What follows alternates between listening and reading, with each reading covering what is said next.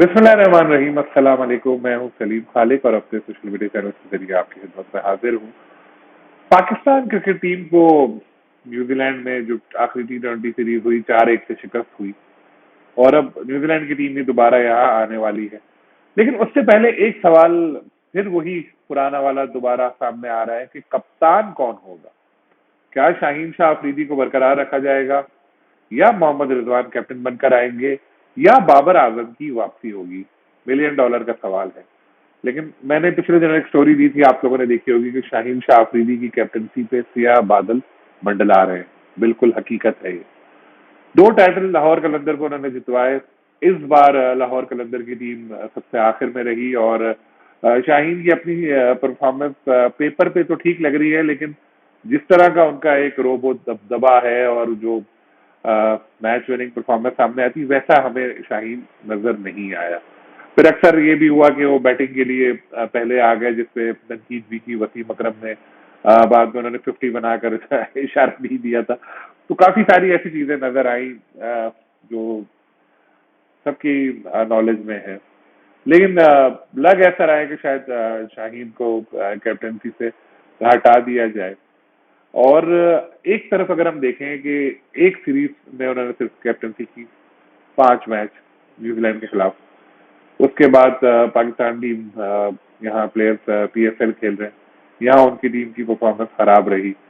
तो क्या ये जस्टिफाई होगा कि एक सीरीज के बाद किसी प्लेयर को आप कैप्टनसी से हटा दें? यही बात PCB में भी डिस्कशन हो रही है इसमें कि जी वर्ल्ड कप करीब है, अगर एक बार फिर कप्तान बदलेंगे तो कहीं ऐसा ना हो कि टीम की परफॉर्मेंस मुतासर हो जाए। कुछ लोग ये चाह रहे हैं कि जी रिजवान को मौका देना चाहिए, वो एज अ कैप्टन कामयाब साबित होंगे। मुल्तान सुल्तान के लिए भी उन्होंने जिंदगी से फराइज अंजाम दिए हैं। इसी तरह एक हल्का ये भी कह रहा है कि जी बाबर आजम को दोबारा वापस ले आते हैं। तो बहुत एक कंफ्यूजन सी है। चेयरमैन के इस्तेहकाक होता है कि किसे कप्तान बनाए। मोहसिन नकवी यकीनन देख रहे हैं इस पे, तो अगले कुछ दिनों में उनका कोई फैसला सामने आ सकता है। लेकिन जो इत्तलात मिल रही हैं, जो हालात हैं, शाहीन भी मामला से इतने ज्यादा कोई खुश नजर नहीं आ रहे। जिस तरह हारिस रऊफ के साथ किया गया कि लाहौर कलंदर का पहला मैच होने वाला था, उससे कुछ देर पहले उनका सेंट्रल कॉन्ट्रैक्ट मुअत्तल कर दिया गया, एक पुराने वाकये पे, जो गैर जरूरी बात थी। इस चीज को थोड़ा रोका भी जा सकता था, कोई इतनी अर्जेंसी नहीं थी कि PSL से पहले किया जाए।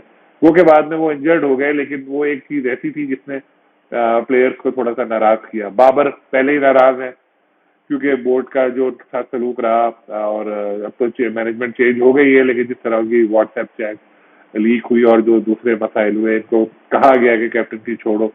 वाइट बॉल की उन्होंने फिर खुद रेड बॉल की कैप्टनसी भी छोड़ दी, तो उससे बाबर का भी साफ नजर आता है कि इतने खुश नहीं। फिर सबसे मेन चीज के जो इल्जाम लगाया गया था बाबर को कैप्टनसी से हटाते हुए, वो ये था कि जी ये ग्रुप है साया कारपोरेशन का, उसके लड़के हैं ये बाबर, रिजवान, ये सारे शाहीन वगैरह, ये अपने एक बनाकर चल रहे होते हैं, दूसरों को मौका नहीं देते।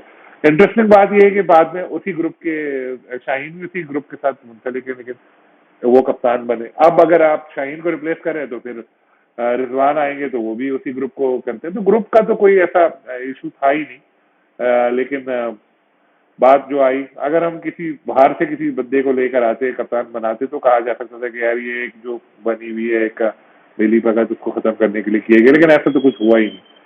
खैर बाबर थोड़े से बुझे बुझे लग रहे थे, लेकिन फिर वो बैटिंग तो अपनी अच्छी कर रहे हैं। लेकिन एक नाराजगी, एक गुस्सा छुपा के रखा है बाबर ने अपने अंदर। अगर आप देखें प्रेस कॉन्फ्रेंस में उन्होंने कहा कि मैं 1 डाउन पोजीशन पे खेलने में खुश नहीं था, ओपनिंग पोजीशन छोड़ने पे खुश नहीं था, लेकिन मुल्क के लिए मैंने ये चीज कबूल की।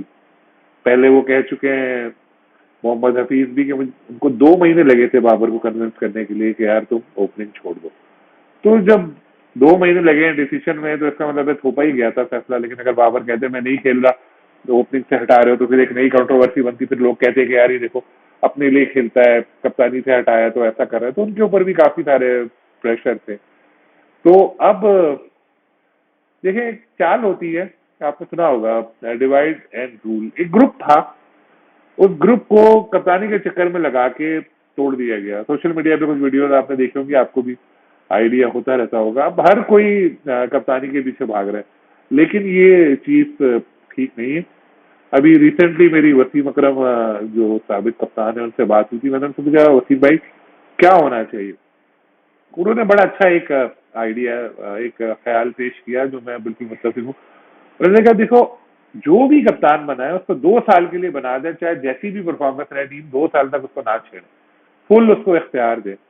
तो ऐसे ही कुछ करना चाहिए पीसीबी को भी कि जी, या तो शाहीन को ही बना दे कि जी 2 साल के लिए कप्तान हो, ताकि शाहीन को भी कॉन्फिडेंस मिलेगा कि यार ये तलवार जो लटक रही है कि एक सीरीज हारे तो हटा रही है, ये खत्म होगी। या फिर आपको रिजवान को बनाना है, बाबर को, जिसको भी बनाना है, 2 साल के लिए बना के तो एक उसको छोड़ दे कि यार बस अब तुम टीम जो है रीबिल्ड करो, जो नया कोच आ रहा है उसके साथ।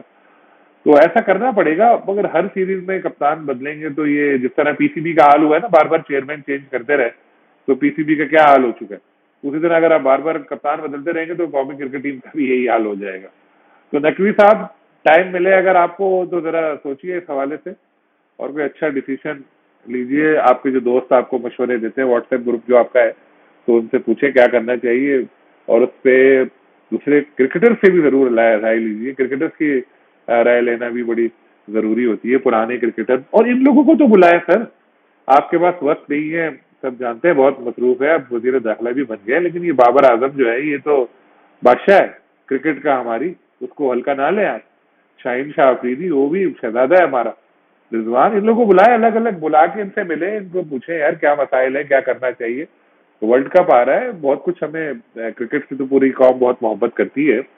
और आपकी मसरूफियत अपनी जगह, लेकिन ये चीज भी जरा देखिए और इनसे बुलाए, मिले, और फिर कोई कैप्टनसी के हवाले से अच्छा सा डिसीजन ले, ताकि पाकिस्तान क्रिकेट को फायदा और वर्ल्ड कप में भी अच्छे नतीजे सामने। इंशाल्लाह आप लोगों से फिर मुलाकात होगी। अल्लाह।